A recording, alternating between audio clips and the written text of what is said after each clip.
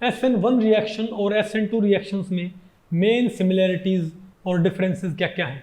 नमस्ते, मेरा नाम मनदीप दलाल है और इस लेक्चर में हम इन्हीं प्रश्नों के उत्तर खोजने की कोशिश करेंगे।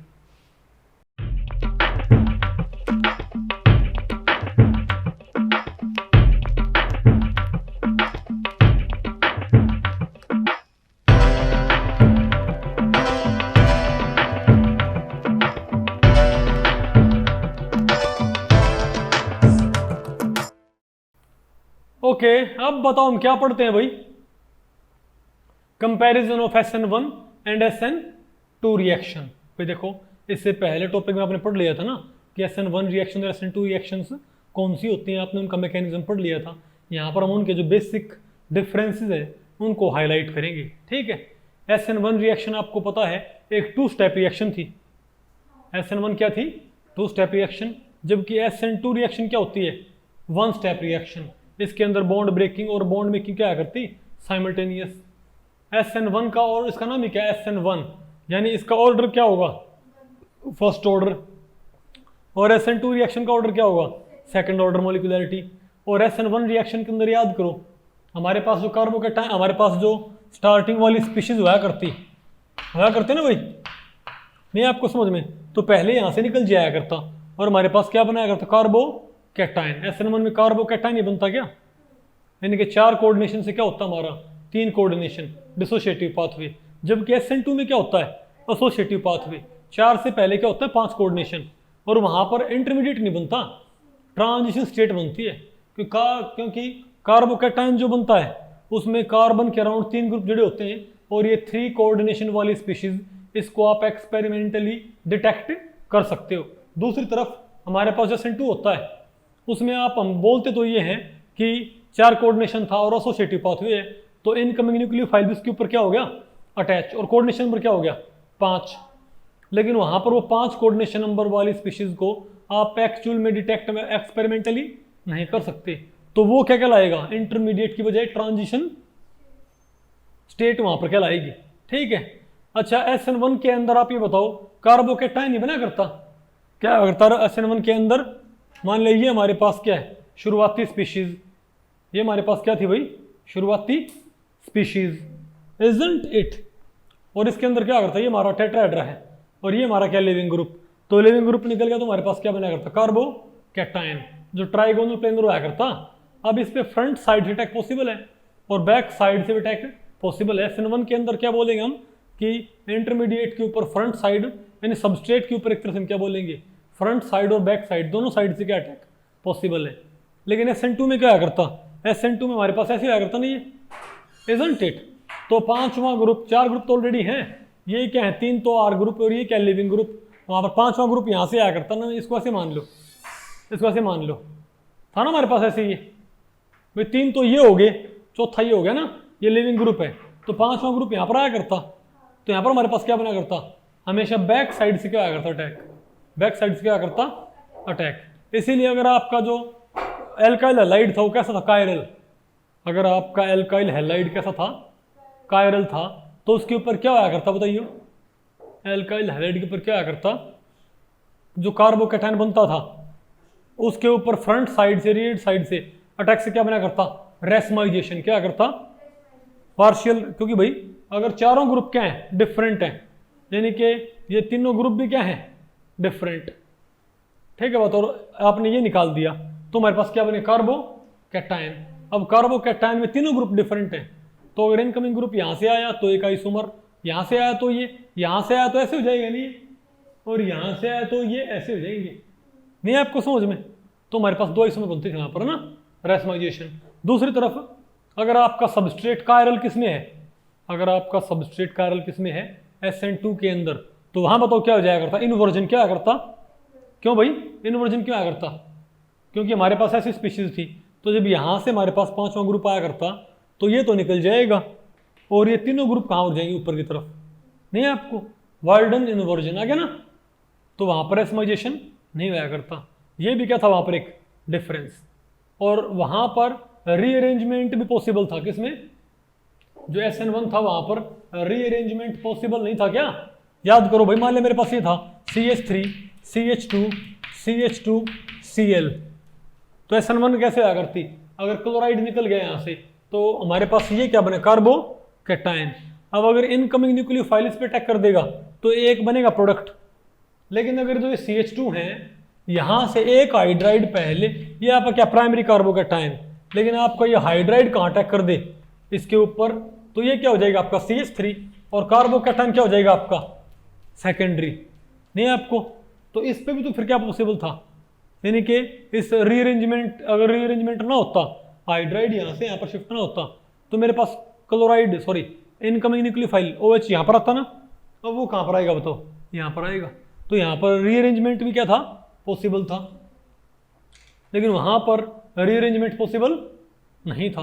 ये मैं आपको बेसिक डिफरेंसेस आपको बता रहा हूँ भाई।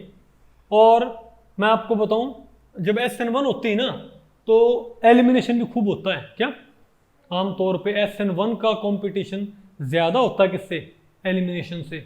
जब SN2 होती है तो एलिमिनेशन साइड रिएक्शन बहुत माइनर लेवल पे होती है। मैंने आपको बताया था 2 रिएक्शन थी, एलिमिनेशन और सब्स्टिट्यूशन, ठीक है। और SN1 में क्या हुआ करता, SN1 में आप ये बताओ इलेक्ट्रॉनिक फैक्टर ज़्यादा कारगर थे कि कौन से भाई, इलेक्ट्रॉनिक फैक्टर। क्यों, आपने देखा होगा ना सबसे फास्टर किसमें था बताओ, हमारे पास मिथाइल कार्बोकैटायन था, इसमें रेट कम आएगी ना, ये हैलोजन है। क्यों, क्योंकि ये निकलने के बाद जो कार्बोकैटायन बनता है उसको ये 3 क्या करेंगे, कम स्टेबलाइज।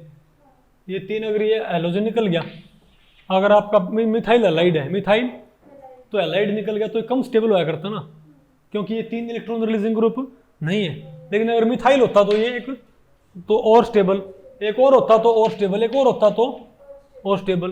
क्यों भाई, क्योंकि जो कार्बोकैटायन बनता है उसके पड़ोस में जितने इलेक्ट्रॉन रिलीजिंग ग्रुप होंगे विया इंडक्टिव इफेक्ट, वो उतना ज़्यादा कार्बोकैटायन को स्टेबलाइज कर देंगे, और कार्बोकैटायन उतना इजीली फॉर्म होएगा, और कार्बोकैटायन जितना इजीली फॉर्म होएगा उतनी फास्टर हमारे पास क्या आएगी, रेट ऑफ रिएक्शन।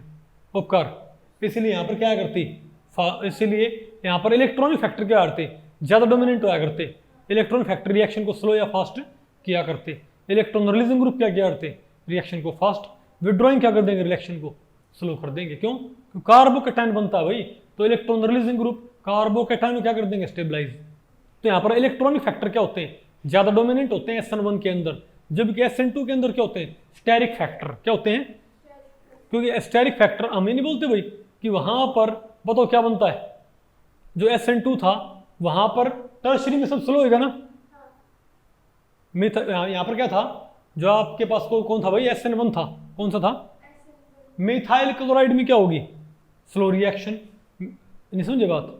और प्राइमरी एलाइड में फास्टर, सेकेंडरी में और फास्टर, और टर्शरी एलाइड में और फास्टर। क्यों, क्योंकि इलेक्ट्रॉन रिलीजिंग ग्रुप आ गए। लेकिन SN2 टर्शरी एलाइड में क्या होगी, सबसे स्लो। वजह, क्योंकि टर्शरी एलाइड में भाई बल्कि ग्रुप नहीं होते। अगर इसी को मैं किसके लेके थ्रू लेके आया हूँ, SN2 के थ्रू, तो यहाँ पर कोऑर्डिनेशन ऑलरेडी क्या है, 4 है, तो इनकमिंग ग्रुप आएगा तो कोऑर्डिनेशन नंबर 4 से क्या हो जाएगा, उपकर 5 हो जाएगा।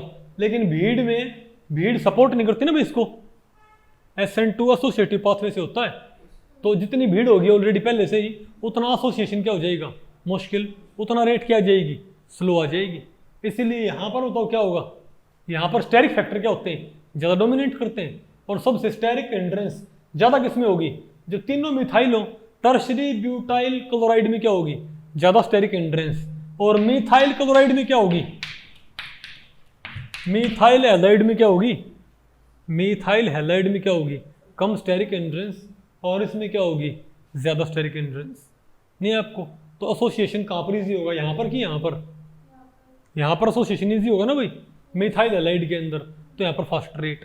इसीलिए याद करो भाई, जो वहाँ पर ऑर्डर था टर्शरी हैलाइड में क्या करता, SN1 फास्टर होता है, सेकेंडरी में और कम, प्राइमरी में और कम, मिथाइल हैलाइड में और भी कम। जबकि यहाँ पर क्योंकि भाई, क्योंकि आपको पता है टर्शरी हैलाइड में अगर कार्बन से हैलोजन निकल भी गया तो कार्बोकैटायन जो बनेगा उसको स्टेबलाइज करने के लिए 3 क्या इलेक्ट्रॉन रिलीजिंग ग्रुप आ गया आपको समझ में, तो टर्शरी वाला अनस्टेबल है। लेकिन एसोसिएटिव पाथवे में कहाँ पर फास्टर होता है, उल्टा पैटर्न होता है। मिथाइल हैलाइड में क्या होगी, फास्टर SN2, प्राइमरी में क्या आएगी, स्लोअर। क्यों भाई, क्योंकि मिथाइल हैलाइड में क्योंकि ये होता है एसोसिएटिव पाथवे से। तो मिथाइल हैलाइड में भीड़ क्या होती है, ऑलरेडी कम होती है, ये छोटे छोटे ग्रुप हैं, तो कोऑर्डिनेशन नंबर 5 होने से, 4 होने से 5 होने में कोई दिक्कत नहीं है। आगे उपकार आपको तो पैटर्न उल्टा होता है, ठीक है। अच्छा, इसको कौन फेवर करता है? SN1 कौन फेवर करता है? वीकर न्यूक्लियोफाइल SN1 को फेवर करता है, जबकि स्ट्रॉन्गर न्यूक्लियोफाइल किसको फेवर करता है? SN2 को फेवर करता है। समझ गए बात? और न्यूक्लियोफाइल की कंसंट्रेशन के ऊपर रेट इंडिपेंडेंट होते हैं SN1 में, क्योंकि SN1 फर्स्ट ऑर्डर होता है। SN1 क्या करता? फर्स्ट ऑर्डर, उसमें पहले स्टेप में हैलोजन निकल जाया करता ना, दूसरे स्टेप में कौन आया करता? Incoming nucleophile. और पहला स्टेप क्या आया करता? रे डिटरमाइनिंग स्टेप। इसीलिए इनकमिंग न्यूक्लियोफाइल कंसंट्रेशन उसको अफेक्ट नहीं करती रेट को। लेकिन SN2 में क्या होता है? क्योंकि रे डिटरमाइनिंग स्टेप कौन सा होता है? जब सबस्ट्रेट और रिएजेंट आपस में जुड़ते होते हैं, नहीं है आपको समझ में, और उसमें दोनों का काम होता है ना। इसलिए यहाँ पर न्यूक्लियोफाइल कंसंट्रेशन बढ़ाने से रेट क्या होती है? बढ़ती है। किसमें? अरे भाई न्यूक्लियोफाइल कंसंट्रेशन बढ़ाओगे तो क्या न्यूक्लियोफाइल, तो पहले स्टेप में अगर आपका SN2 है तो SN2 में क्या होता है? ये आपका क्या सबस्ट्रेट, OH इसी में आके क्या बनाएगा? 4 से 5 कोऑर्डिनेशन नंबर, उसका ऑर्डर सेकंड नहीं है SN2 का। SN2 सेकंड ऑर्डर नहीं आया करती क्या? सेकंड ऑर्डर आया करती। इसका मतलब उसकी रेट दोनों के ऊपर डिपेंड करती है, concentration of substrate as well as concentration of attacking nucleophile, नहीं है आपको।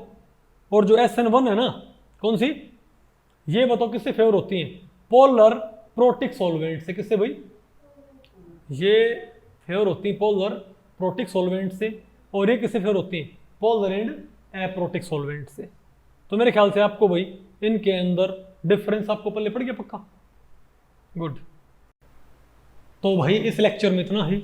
अगर इस लेक्चर के बारे में आपके कुछ प्रश्न या सुझाव हैं तो आप मुझे नीचे कमेंट सेक्शन में पूछ सकते हैं, मैं उनके उत्तर देने की पूरी कोशिश करूंगा। तो भी ठीक है, मिलते हैं अगले लेक्चर में, तब तक के लिए नमस्ते।